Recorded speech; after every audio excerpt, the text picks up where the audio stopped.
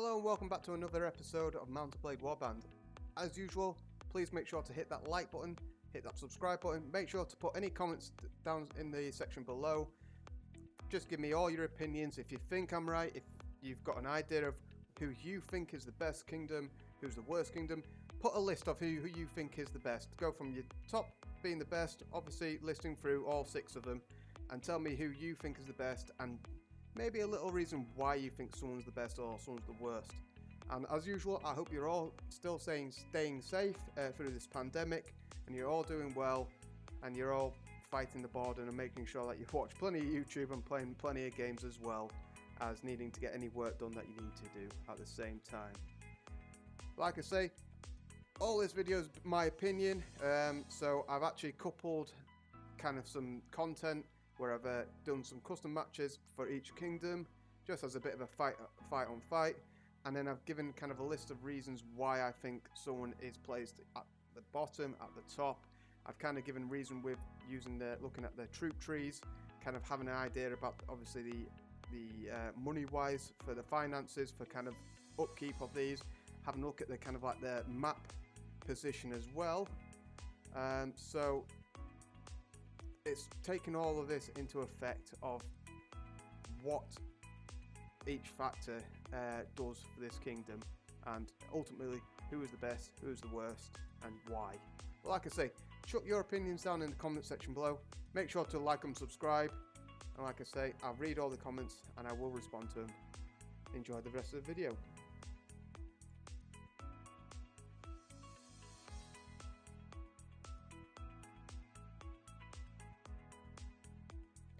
So, in last place is the Kingdom of Nords. Arguably, they have the best melee unit in the game, called the Nord Herskell, and with this unit it has really good armor. The main weapon of choice for this one is the very big axe, which helps to break down enemy shields. It's very heavy and well used weapon. Also carries a good round shield, and they also carry throwing weapons, giving them an extra edge. But the only problem with this elite troop that they have, it is very expensive and high upkeep. So it actually costs 101 dinars in total to fully upgrade from recruit all the way up to Nord Herskell. So this can be very expensive. And if you want to get the veteran archer in the Kingdom of Nords, this costs 51. So it's actually quite a low paying troop, but it's also quite a poor archer in comparison with the rest of the other kingdoms there. So this, coupled with its map location as well, and an expensive army to train if you want the best, obviously the best unit it actually has, with the upkeep, is why they struggle badly. So as soon as they actually lose a couple of battles in the open field, this is why they will then struggle for a while to then get retraining and obviously paying for them troops to be fully upgraded again, for them to be able to even do any good damage. And it's at that point is they are the most vulnerable for the kingdoms, that they have one of the best units, but like I say, the replenishment rate of that is going to be quite high, especially because they won't have loads of them units. If they did, they would be unstoppable. So it is very rare for them to do well in a game. I've spent quite a few games playing. It has to be the right conditions for them to get a hold in the game, and then generally their lords start to jump ship very early on, or their king gets very paranoid and starts doing them for treason. So for this reason, the Kingdom of Nords is in last place in the faction tree, even though they have literally one of the best military units in the game.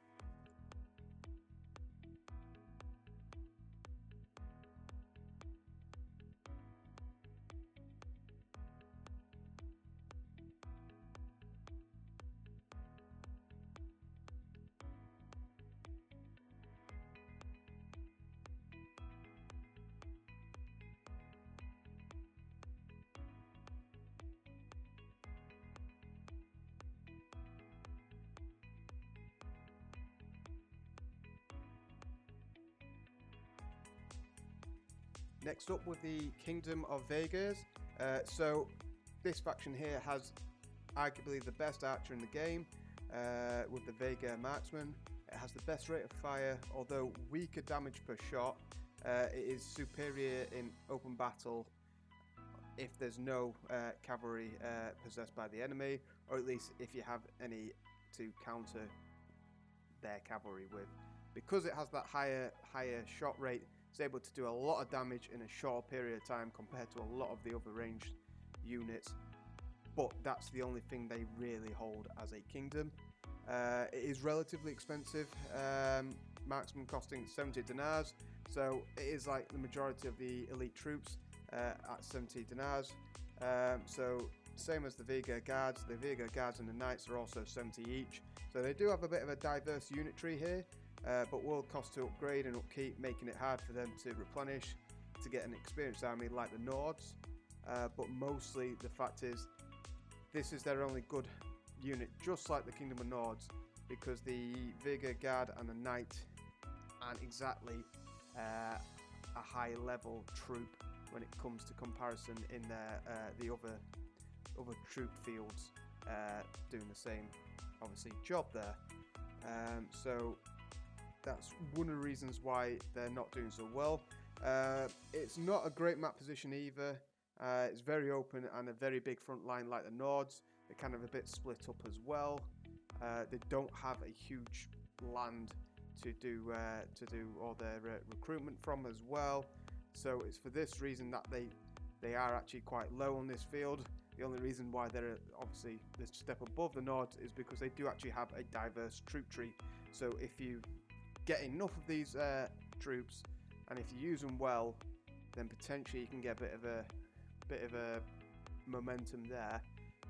But at least they have a cavalry unit, which is quite useful to be able to try and get the marksmen enough time that they have to take out the troops in the opposition side.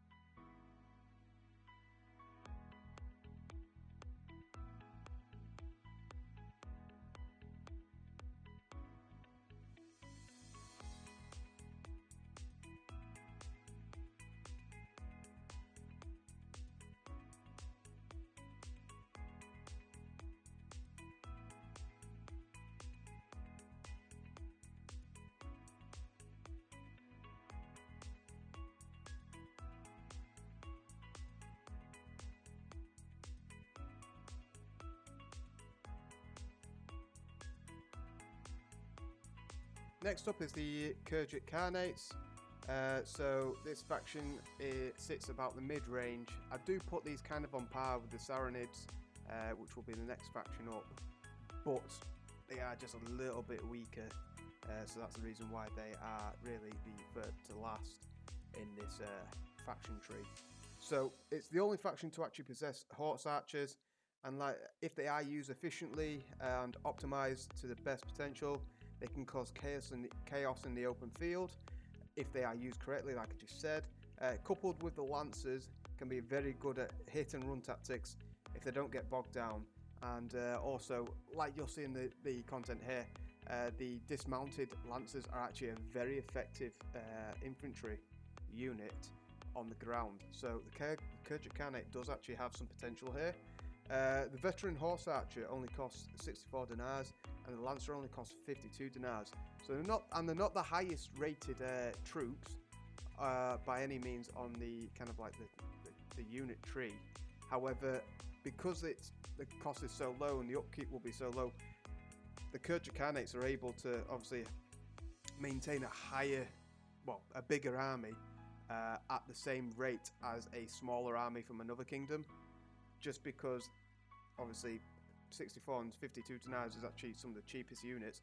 But like I say, if they use effectively, they will cause a lot of damage. If they get bogged down, then that's where they'll get stuck. They do have a decent map position as well, So with majority of their territory is actually protected by mountains and choke points, so they can quickly, obviously if they amass an army for defense, they can quickly cut off entrances to their land, to the majority of their land through these choke points. But the main effectiveness of this kingdom with its troop tree list is that because it's so cheap, and like I said, they can amass an army, they can train that army much quicker. It's a much quicker troop tree as well, so they're able to recruit more troops quicker, get back on the offensive quicker, and they can quickly take and hold lands as well. So this actually does make them a very effective enemy. Next up is the Sarranid Sultanate kingdom. This kingdom holds 2 second best units in the troop tree, with its cavalry of the Sarranid Mamluks, which is a heavy cavalry and very fast, better than, obviously a lot faster than quite a lot of the other heavy cavalry in the game, like the Swadian Knights. The Mamluk does cost 74 dinars, so it is quite expensive.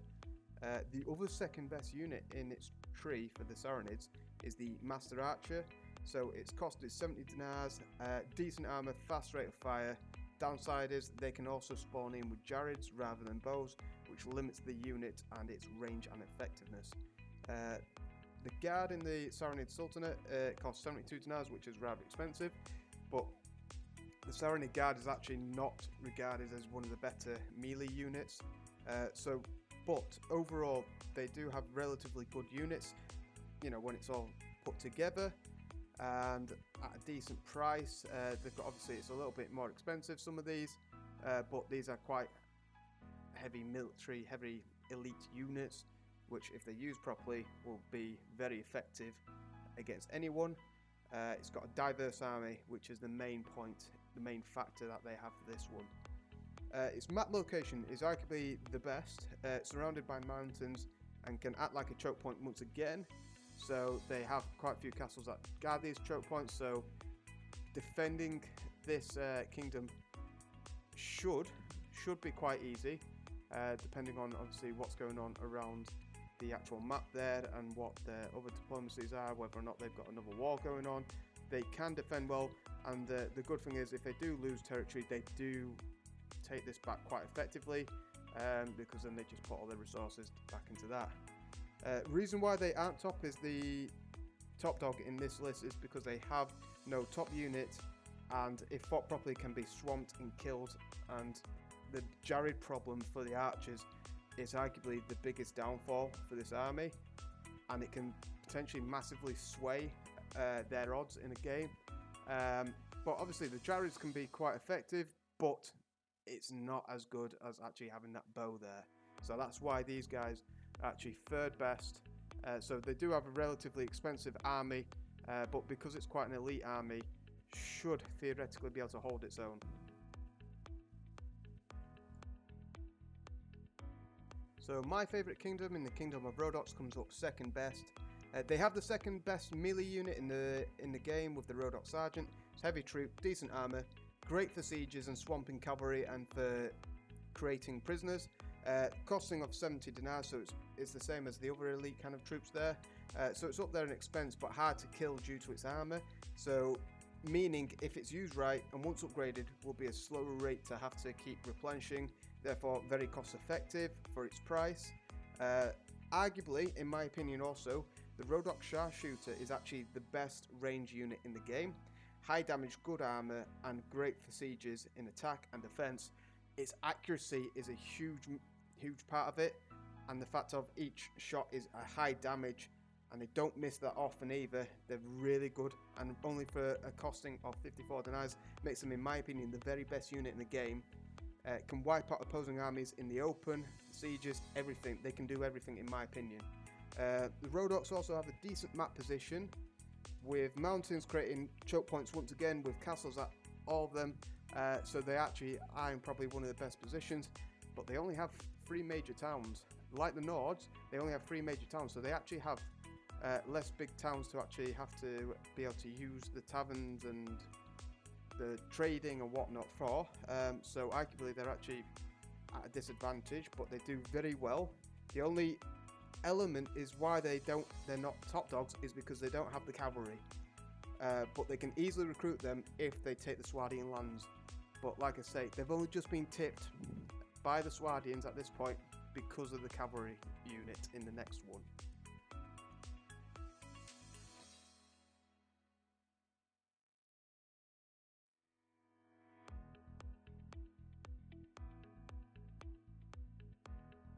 So in my opinion, the best kingdom of the game is the Kingdom of Swadians. So they have the best cavalry unit in the game with the Swadian Knight. It's got great armor, great effectiveness, good for charges and good for close range combat. It's good for sieges, obviously when you dismount them, because they are a heavy trooper, so they will do a lot. It costs 72 dinars, so it is reasonably expensive, but like the Rhodoks Sergeant, in my opinion, once fully upgraded and well used, the rate of having to replace these is very low and very cost effective. Best of all, for the Swadians, is that they also have sergeants and sharpshooters, very much copycats like the Kingdom of Rhodoks, just less armor and hit points, but altogether combined are a very good army and can determine their kingdom quite well and decimate the map. They also have okay map position. They hold a large amount of land so that they can recruit from these, and due to the cavalry, like I say, they edge the Rhodoks out for being top dogs. So they can do very well. Depends on if you're playing for the Rhodoks. For in my case, I'm able to help keep the Swadians down due to me using their cavalry. But like I say, in my opinion, the Kingdom of Swadia is the best.